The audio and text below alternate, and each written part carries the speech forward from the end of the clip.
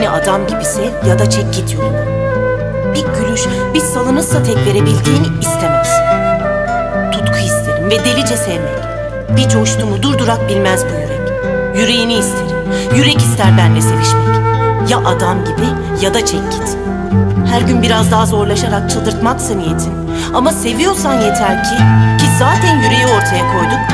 Tamam o zaman, ben bir deli çocuk. Ama ısmarlama aşklara tahammülüm yok artık. Ya adam gibi ya da çek git.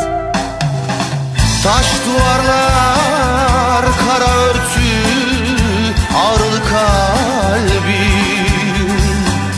Dile gelse zalim toprak, söylese derdim.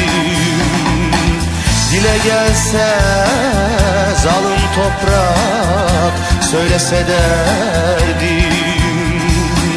Zerda yâre bir sevdam var, yolunu şaşmış.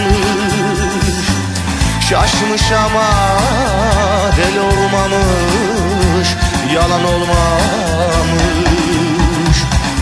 Şaşmış ama deli olmamış, yalan olmamış. Deli öfkem, kara sevdam, hangisi galip? Nerede gerçek, nerede yalan, bilen söylesin. Yalan diyen yalan olsun, yüzü gülmesin. Zerdam yerin yanım olsun, kimse bilmesin.